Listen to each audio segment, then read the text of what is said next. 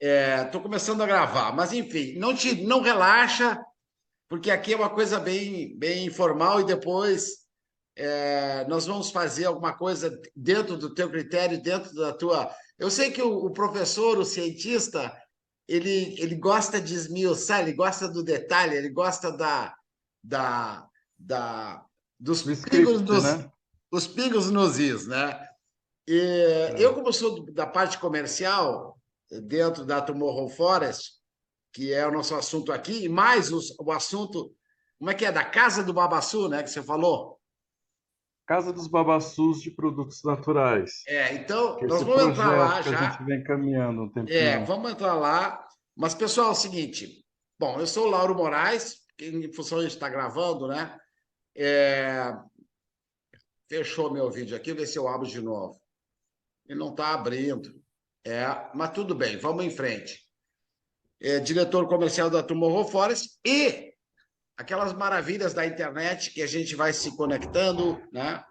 Vai se conectando, e o networker, né? E eu acabo conhecendo o Cleuton e fiquei surpreendido, adorei de conversar com ele, achei o máximo, gostei muito, porque ainda não tinha, dentro do projeto Floresta Amanhã, nós não tivemos um contato com um biólogo, e eu sei da importância que tem ele junto com o engenheiro agrícola, junto com o engenheiro florestal, a soma dos conhecimentos vai nos trazer uma coisa fantástica, né? Então, por isso, nós estamos aqui com o Cleiton. Estou namorando com ele aqui para trazer ele para dentro do time e ele somar com o conhecimento científico dele, né? E ele tem muito assunto, eu sei que tem muito assunto, né, Cleiton? Muito. Mas, Cleiton, assim, o que eu queria nesse momento era, como você sabe, a Tomorrow Forest tem o projeto Floresta do Amanhã, nós estamos com 30 hectares aqui no Tocantins, no município de Nazaré, e esses 30 hectares é um projeto piloto para 2 milhões de hectares ao longo de 20 anos. E a intenção é recuperar áreas degradadas, proteger a natureza, né, e trazer o que há de melhor no nosso país, em especial dessa região, né, Cleiton, que é uma mistura de cerrado com a Amazônia, uma coisa, é uma mistura, eu estou entre uma coisa e outra, ou seja, eu ainda não sei se eu estou no cerrado, se eu estou na Amazônia e tal, mas eu estou bem no meio dessa confusão botânica, dessa confusão, essa maravilha. Evolutiva, né? Nossa, essa maravilha Evolutiva, toda. biológica, bioeconômica, de cultural e tudo mais, né? Do que tu viu até hoje da Tomorrow Forest, primeiro seria assim, a tua opinião sobre o que tu viu e que dentro da tua área, o que tu ressaltaria, que resultado que a gente pode ter, né? Que coisas a gente deve buscar, o que a gente deve se preocupar, né? Porque a gente quer organizar uma floresta e eu sei que não é exatamente assim, mas de certa forma se aproximar, vamos dizer assim, do que é o habitat natural da fauna e da flora, né? Uhum. Mas de uma certa forma organizado em função daquilo que também você tomou cuidado, que é o social, né? O projeto ele não existe, o projeto Morro Forest, Floresta do Amanhã, não pode existir sem o resultado social. E eu sei que além de biólogo você tem essa visão, você tem esse cuidado aí.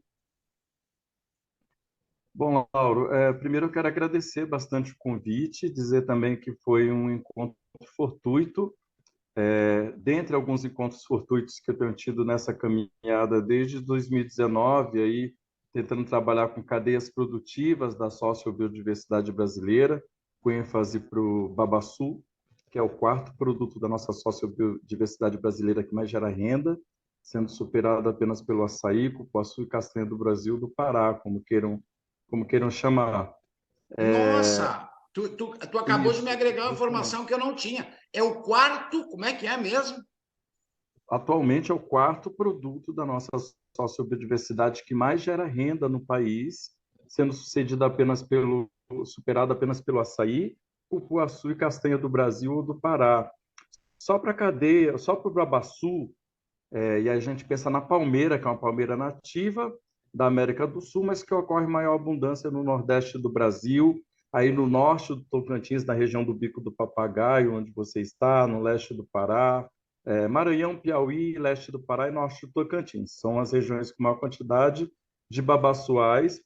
Somente para a palmeira do babaçu já foram catalogados quase 70 produtos para 9 diferentes áreas da indústria. E Nossa. aí a gente destaca de cosméticos e de alimentos, mas tem biocombustível, tem etanol, tem para polímeros, enfim, tem para a indústria farmacêutica, tem para diferentes áreas.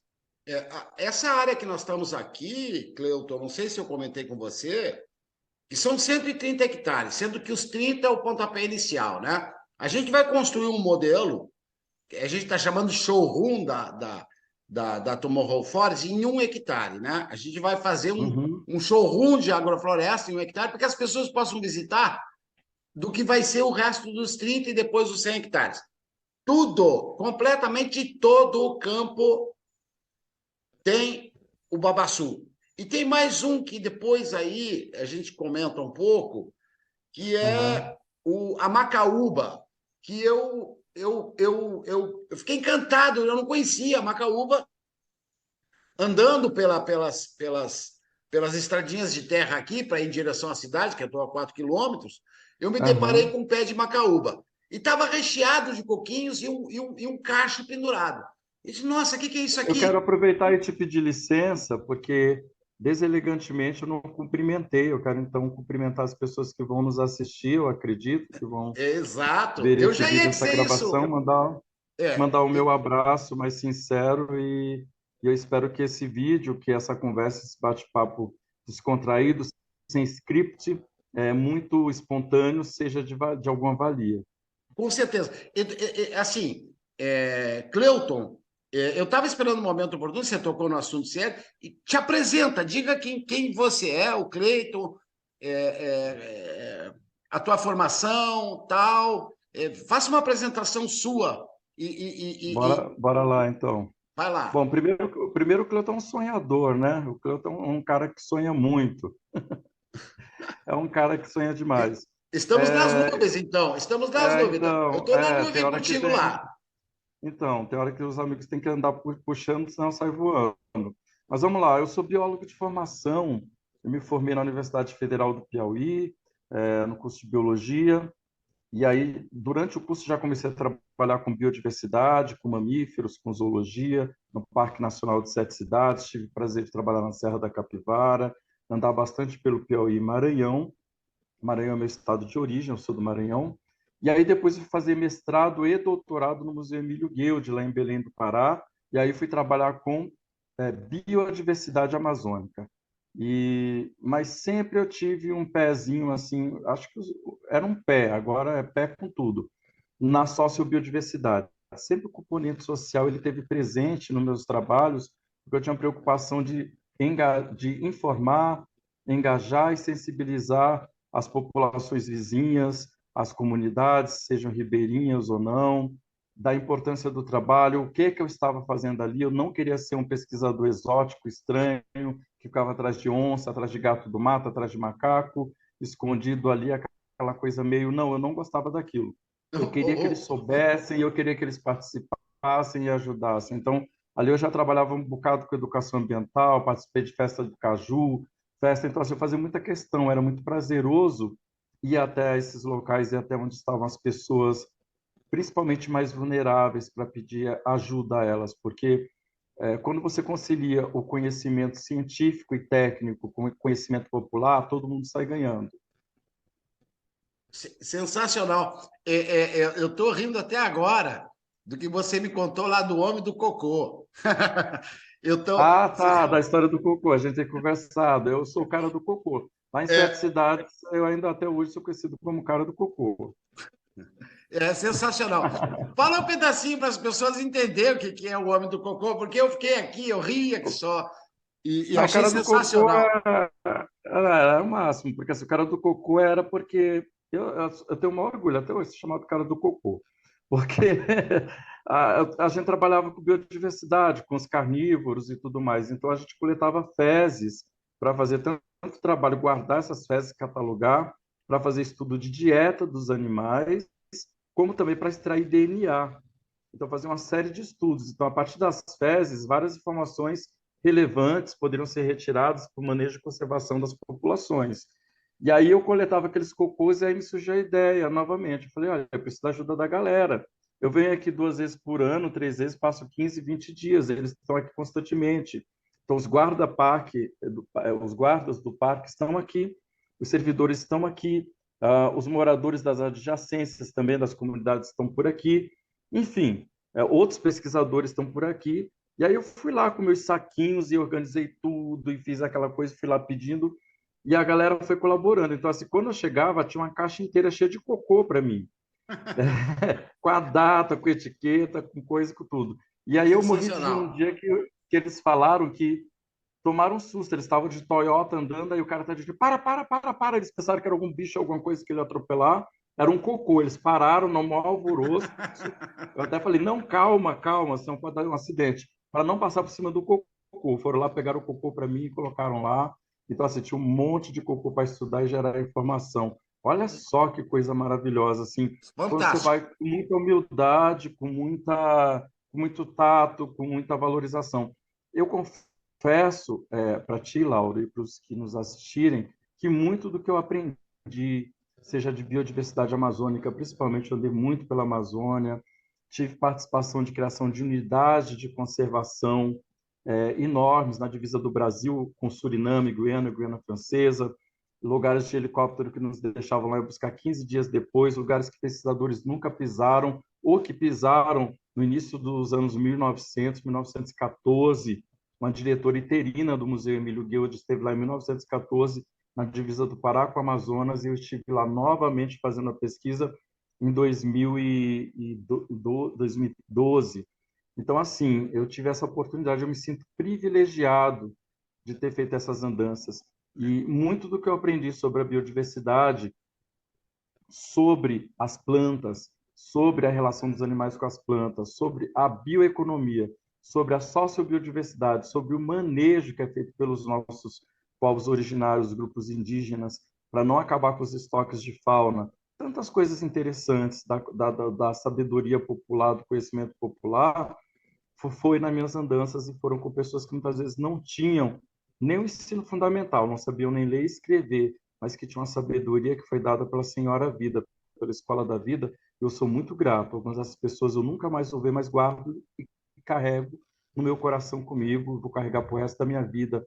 Foram meus auxiliares de campo que me ensinaram a identificar pegadas, as vocalizações. Então, nem um mestrado, nem um doutorado, não estou desprezando a academia, mas não me daria esse suporte todo que eu tive. E para isso você precisa estar muito aberto, você precisa ter humildade, você precisa reconhecer esse conhecimento tradicional e você precisa gostar de pessoas. Então, eu acho que essa questão da minha veia social que eu estava te falando, ela foi se tornando cada vez mais pulsante, porque o Cleuton ele foi interagindo cada vez mais, seja na Caatinga, no Piauí, no Maranhão, na transição lá no Ecótono, Cerrado, Amazônia, como é aí no Bico do Papagaio também, onde você está. Então é isso, de onde eu sou meio esponja, de onde eu fui trazendo comigo essas experiências e guardo. E isso ajudou bastante para que o profissional Cleuton se tornasse mais humano também e tivesse um olhar mais social, mais multidisciplinar. Olha, Cleiton, é sensacional ficar te ouvindo o que você está falando, e já vamos tocar aqui no social. A área que nós temos aqui, segundo os dados dos coletadores de coco de babaçu, coco babaçu, né? Não é de babaçu, é Isso. coco babaçu, né, Cleiton? Coco É isso. Babassu, isso. E aí tem aqui um senhor que tem uma pequena equipe de 4 rapazes, mais ele, que eles entram nas fazendas e fazem uma coleta e vendem para uma empresa que tem aqui próximo, né? Eles fazem todo esse trabalho, e é nessa área de 30 hectares, segundo eu entendi do que ele me falou, é possível coletar em torno, mais ou menos, de 100 toneladas de coco. 100 toneladas, né? E que eles coletam isso não sei em quantos dias, ali andando entre o babaçuzal, né? Não sei se é essa a palavra correta. E eles ganham. É um trabalho forte, porque eles botam aquilo em sacos, né? Eu acho que pesa quase 100 quilos cada saco. Eu não E sei se eles usam cofos aí no Maranhão, o pessoal usa muito cofos que são feitos, confeccionados da palha do babaçu. não entendi a palha que você falou, como é que é? Eles usam cofos, né, que são cestos confeccionados com a palha do babaçu. Na Não, realidade, eles usam aqui um saco sintético, tá? Que é aí essa. são homens geralmente que estão trabalhando, porque Isso. em outras regiões predominam as mulheres, as quebradeiras de coco são as protagonistas. A É, gente tem uma problemática, é interessante ouvir isso, porque a gente tem uma resistência aí, esse é um gargalo, um dos problemas dos vários da cadeia produtiva do babaçu que a gente precisa ir mitigando, diminuindo até resolver, que é essa questão da dificuldade dos homens participarem da cadeia produtiva do babaçu. Eles enxergam deixa eu como... te falar um dado aqui que é importante, porque assim, eu tenho um vizinho aqui, que é o senhor Francisco, ele está a 300 metros aqui da onde eu estou, e fui lá conversar esse domingo, teve um almoço lá com os filhos dele, o senhor Francisco tem 72 anos, ele está a 10 na minha frente, e estavam os filhos dele lá. E na área do seu Francisco, que eu não sei quantos hectares que são, eles confessaram para mim que eles ganharam muito dinheiro fazendo a coleta, fazendo a quebra Uhum, e vendendo a amêndoa e fazendo carvão e fazendo o azeite a forma quente, da forma tradicional que eles fazem aqui. E ele aham, confessou para mim que foi uma das épocas que ele mais ganhou dinheiro. E o seu Francisco, o que o seu Francisco fez? Ele seguiu na tendência da questão das vacas, né? Como é que se diz? Da criação de gado, né? Ele uhum, planta lá milho, ele planta também mandioca, aipim, essas coisas, né? Mas basicamente é no pequeno espaço que ele tem 60 cabeças de gado lá entre. Mas ele não gosta muito, eles têm um sofrimento, tem uma coisa estranha com relação ao coco, porque ele procurou derrubar tudo. Inclusive, ele levou uma multa porque ele, na área dele, onde ele pôde derrubar tudo, ele derrubou. Mas o filho dele me confessou, esse domingo, que eles ganharam muito dinheiro com isso, que era satisfatório, apesar de todo o sacrifício, e que as mulheres estavam envolvidas. Tinha as mulheres envolvidas. Então, essa área que nós temos aqui, Cleuton, desculpa, o que eu quero fazer com relação ao coco aqui, eu não quero entregar para essa indústria para um trocado, eu quero tirar o proveito dele e remunerar essas pessoas todas, logicamente que de uma forma um pouco mais mecanizada, um pouco menos sacrificante, um pouco menos desgastante fisicamente, porque eu tenho um vídeo de uma senhora, eu estava andando pela estrada, ela estava lá separando as cascas do, do Babaçu para fazer carvão. Eu filmei, eu gravei isso. Tinha uma senhora, acho que de uns uhum, 80 anos, agachada, cocada. Eu fui obrigado a parar. Eu queria saber o que ela estava fazendo. Disse, não, eu estou tirando. Ela era surda, aí veio a filha dela me falar: não, ela está tirando a casca em cima, né, para fazer o carvão. E eu fui lá ver, ela tinha estoque de carvão e tal. E esse fim de semana aqui na casa do meu vizinho, eu comi um churrasco assado com carvão de babaçu. uhum. E a temperatura Que tem um, daquilo vai que lá tem, em cima.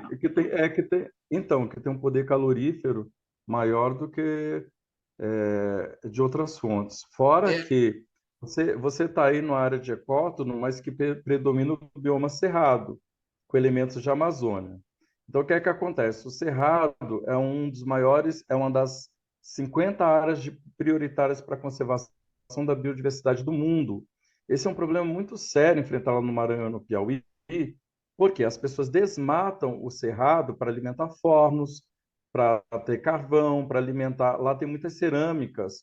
Eu não tenho muito conhecimento. Eu conversei com um professor aí da região do Bico do Papagaio. A gente começou, tivemos 2 reuniões, conversamos. Te confesso que o meu conhecimento um pouquinho maior ali está mais para o Maranhão, principalmente. E agora eu estou me debruçando sobre o Piauí por causa de algumas mas eu estou do possibilidades. E lado, estou viu? surpreso. Eu tô Eu encostado no tô- Maranhão.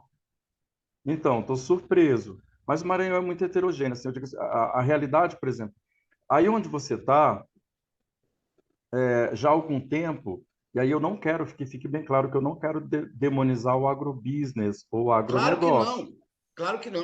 deixando bem claro isso, que fique bem claro. mas aí você está na região chamada de Mato Piba, que é a última expansão da fronteira agrícola no Brasil, no Cerrado. E o bioma Cerrado, o maior grau de degradação foi por conta do agronegócio. Ou seja, no início, eu lembro muito bem, quando eu fazia faculdade, no início da década de 2000, o governo do Piauí levantou muito essa bandeira da soja, da soja, da soja, que vai gerar renda, renda, renda, renda, que vai salvar o Estado, era aquela coisa, e no final das contas não foi muito nada daquilo, porque Olha foi só feito que, de um modo muito inadequado. olha Então, só que hoje, interessante. Isso que você está falando, eu estava vendo que com relação à emissão de gás de efeito estufa, né?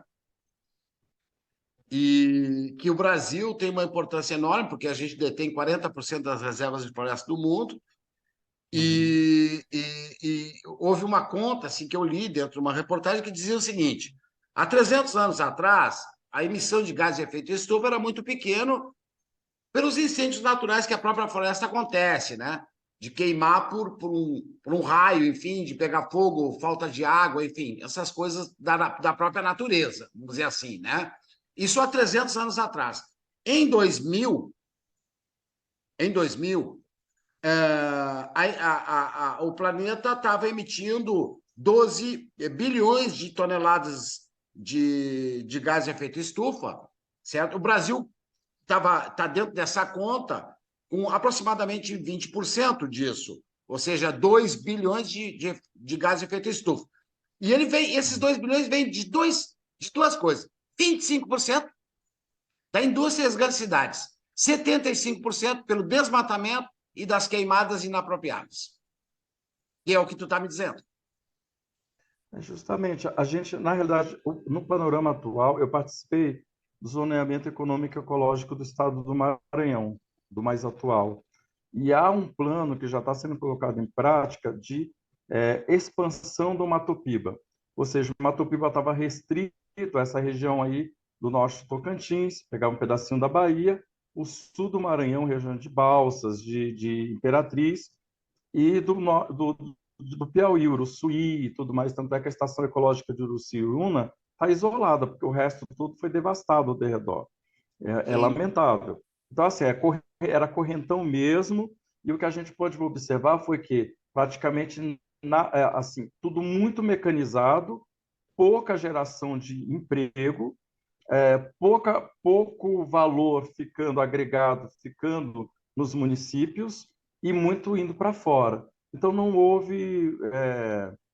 A coisa foi feita de modo inadequado. Então, é uma coisa que não pode acontecer novamente, não pode se Mais, não repetir. pode acontecer mais. A expansão não pode mais acontecer. A expansão do Mato Piba, ela é interessante, ela o professor tem alguns colegas biólogos que até discordam de mim e eu respeito.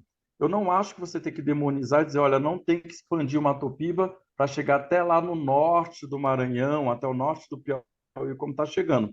Agora, o que não pode acontecer é correntão passando, derrubando tudo, hotspots de biodiversidade mundial, não tendo geração de renda alternativa, não integrando, não fazendo uso de sistemas consorciados que diminuem os impactos ambientais, não fazendo uso, não preservando os nossos babaçoais, os nossos buritizais, são palmeiras muito importantes aí que estão muito ameaçadas, os nossos macaubais, as nossas riquezas naturais para o uso sustentável e racional, para a geração de renda alternativa e para a sobrevivência dessa geração e das gerações do porvir. Há de se trabalhar com sistemas consociados. Nós já avançamos, temos técnicas para isso. Infelizmente, alguns pontos do Maranhão, lá no norte, nós já evidenciamos, eu já tive presencialmente e eu vi que, infelizmente, isso não está acontecendo. Então, é Cleuton, preciso... olha, Sim, desculpa te pode falar, por cortar. favor. Eu sei que eu tenho certeza que nós ficaríamos aqui mais de 2, 3 horas conversando. Eu sei que você, gente, assim, ó, só para dizer, o Cleiton diz assim, Lauro, vamos deixar para sábado. Eu tô num bagaço aqui, eu trabalhei o dia inteiro, tá horrível. O conteúdo não está pronto. Imagina se o conteúdo tivesse pronto. Então, Bagaço na cana da laranja, bagaço da laranja. Vamos lá. aí o Cleiton, além de dar aula, tem alguns outros envolvimentos. Então, que nem diz aquele velho, não me lembro nem quem é que dizia isso, né? O tempo urge e a Sapucaí é grande. Né? Eu tenho um ditado, era um bicheiro de uma novela que dizia isso. Né? O tempo urge e a Sapucaí é grande. Então, a gente vai fazer outros vídeos e essa Uhum. questão do social, aonde eu quero atuar bastante, tá, Eduardo? Bastante.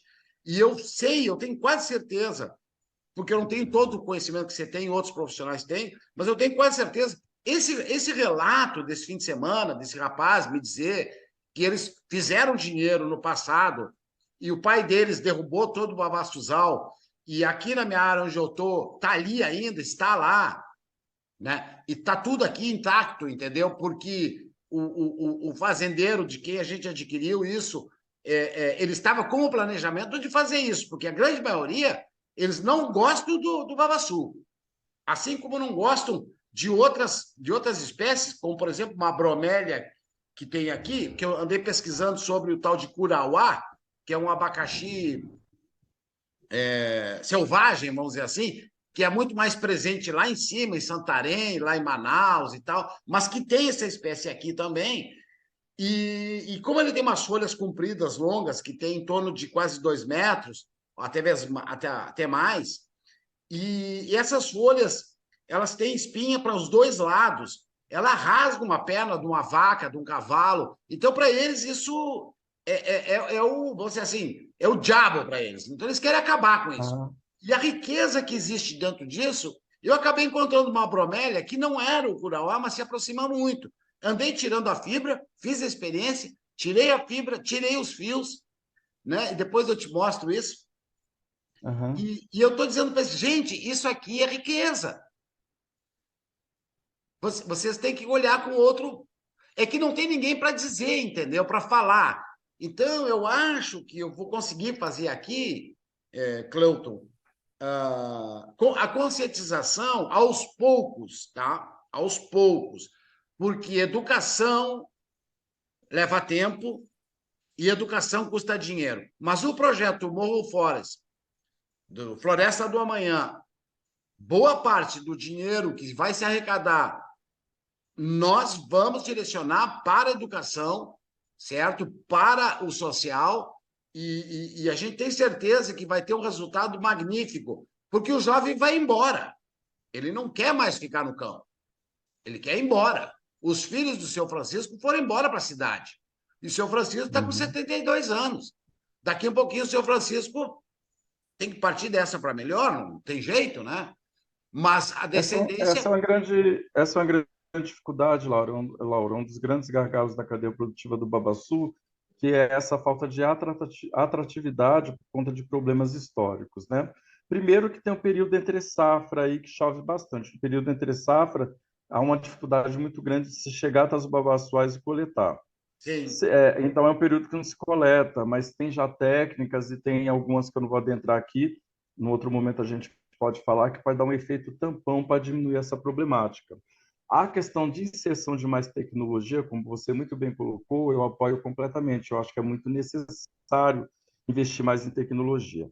Agora, o que acontece também é que as pessoas, as quebradeiras de coco, as comunidades tradicionais, os trabalhadores, trabalhadoras rurais, eles estão muito cansados também, porque eles foram muito sim, enganados ao longo do tempo. É sim, muito blá blá blá e pouca prática. Então, assim, sim. as pessoas chegam e falam e prometem mundos e fundos. Se até o professor Cleuton, em 2019 para cá, já levou tanta rasteira, né, entrando nesse universo, porque eu vou ser muito sincero, tanto de porrada que eu já levei de rasteira e de prejuízo econômico e de prejuízo de todo tipo que você possa imaginar por conta da luta pelas cadeias produtivas do Babaçu, você imagina, então, essas pessoas que estão vulneráveis, que estão ali, que Não acredito precisam mais.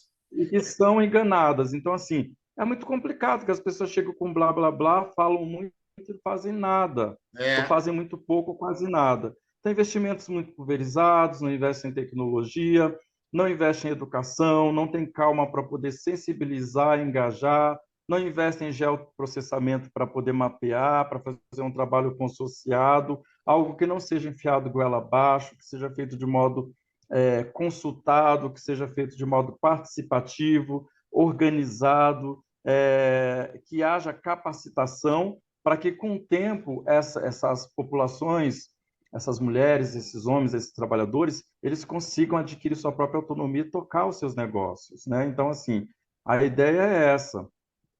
Então, tem essa questão de rusgas, principalmente na região onde você está, e no sul do Maranhão, uma região extremamente sangrenta, de um histórico de derramamento de sangue, entre quebradeiras de coco-babaçu, entre quem defende o extrativismo vegetal do babaçu, por exemplo, e uma parte, um setor do agrobusiness, infelizmente. Então, é uma região muito bélica. Cleuton, nós temos muito, mas muito, muito para conversar. Tenho certeza que a tua colaboração dentro do projeto Floresta do Amanhã, nós vamos ter resultados maravilhosos. E nós temos essa paciência e sabemos da necessidade do tempo e da dedicação que tem que haver, da aproximação com as pessoas, porque eu sou um forasteiro aqui, né? Até então eu sou um garganta, que nem você estava falando, né? Muita conversa, certo? Então, assim, nosso tempo está acabando aqui, eu sei que você está cansado e você tem que descansar e preparar para o teu dia de amanhã. Eu te agradeço muito, mas muito, muito a tua presença. E nós vamos falar no próximo vídeo sobre a Casa do Babaçu, é isso? Isso, eu agradeço desde já. Eu quero só fechar, sintetizar, porque acho que faltou, se você me permitir rapidamente Sim, sintetizar essa questão do social, né, que a gente acabou pensando algumas coisas, é muita coisa, essa questão do social. Eu sim, acho que quando você pensa no social, a primeira coisa, cheguei na localidade, cheguei na região, é mapear.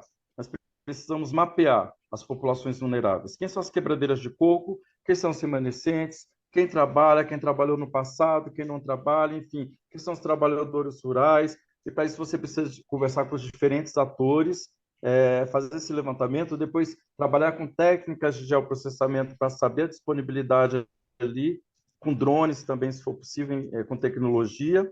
E aí, a partir disso, trabalhar as diferentes estratégias para que você desenvolva projetos econômicos, de bioeconomia, socioeconômicos ambientais. É mais ou menos nesse sentido. Nós podemos, no outro momento, detalhar um pouquinho mais. Mas tá. tem os passos aí, né, para que a coisa possa acontecer de modo mais adequado, mais justo, sem atravessadores e de modo que essas populações elas sejam contempladas e, com o tempo, adquiram sua autonomia. Não é assistencialismo, é justiça social. Certo, eu concordo contigo e vou começar a pesquisar esse sentido dentro da minha capacidade. Eu sou um leigo, né?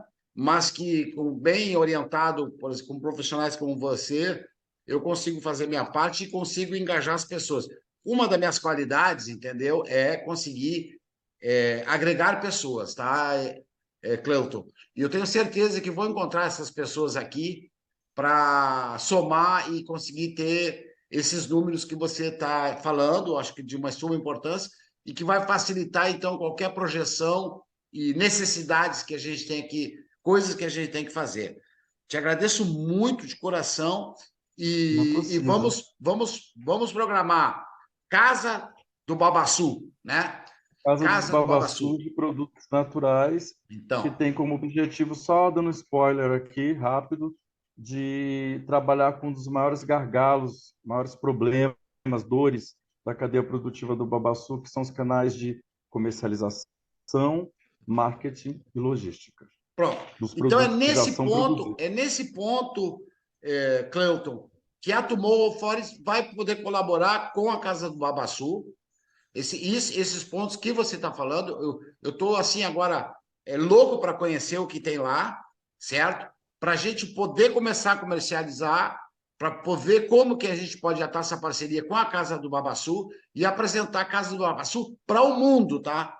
Eu estou em contato com os Estados Unidos, com a Europa, né? E espalhado pelo Brasil.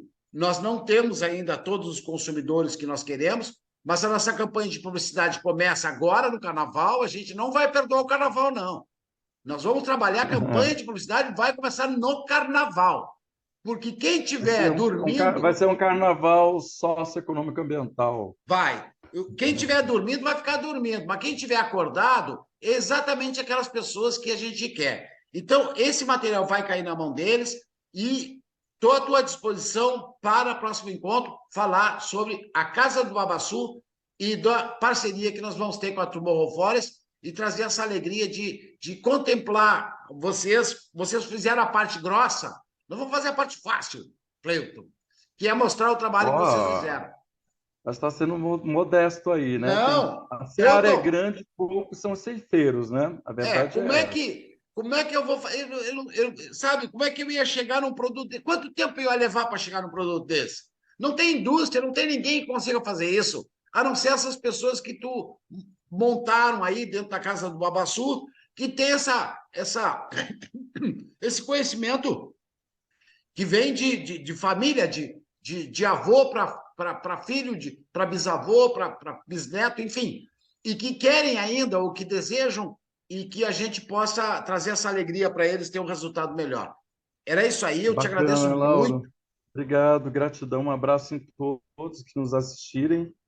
Mais uma vez, eu espero que tenha sido de alguma valia, que muito. tenha trazido, agregado alguma informação. Espero poder que nós tenhamos mais momentos para falar sobre as macaúbas, falar sobre os buritis, falar sobre comunidades tradicionais, sobre sociobiodiversidade, bioeconomia,